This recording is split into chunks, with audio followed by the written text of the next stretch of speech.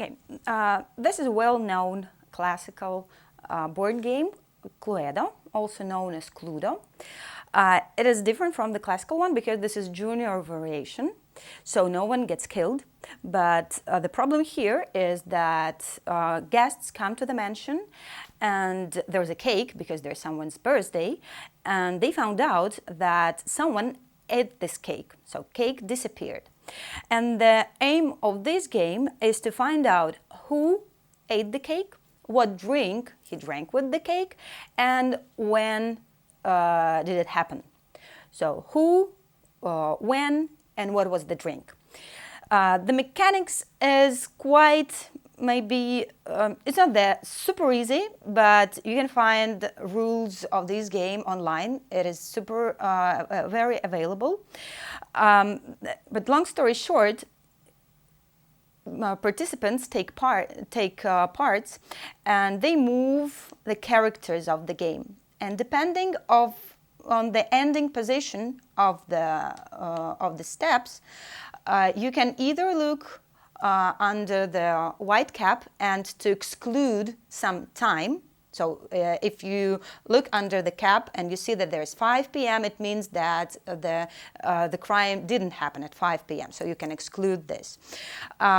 Or you can look under the cap with under the yellow cap and to find out what drink you can exclude. So this is the chocolate. So it means that the chocolate was not in this crime.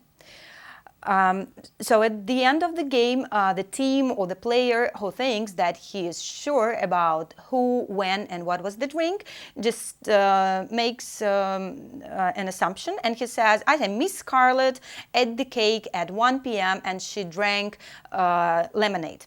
Then you check under Miss Scarlett, you check this clue with the time, and you check the clue with the drink.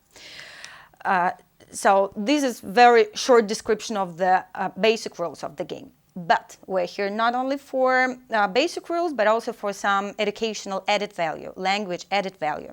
And you can find it by asking students not only to enter the rooms, but also, for example, to count steps. So if you're into numbers, you say you have to count steps. 1, 2, 3. Yeah, this is for the very beginners in language. You can ask students to name as many objects, actions, colors, shapes, sizes when they enter the room. For example, if I enter the room and I am the beginner, I can say, like, name object, table. I know that table is there. And as I name the object, I get a token. Yeah, object. And I, as a player, I manage to name the object. If I'm more like a proficient player or English language learner, I can come into the room and say, Mrs. White, person, enters the room. So action.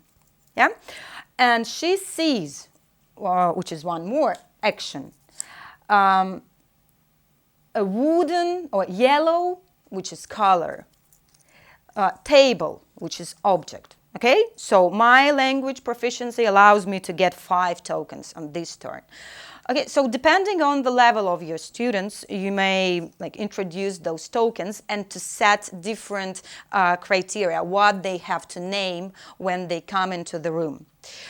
So at the end of the game, you have 2 dimensions of winners. One is a group or a person who solved the crime, who got to know who was the criminal, what was the time, and what was the drink.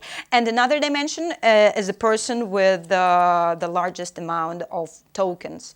And of course, it's a good idea to analyze if a person managed to name 10 actions, but there is no objects or no colors and no sizes, which it can show you the areas of growth for the student. That's Cludo game, Cludo Junior. Enjoy.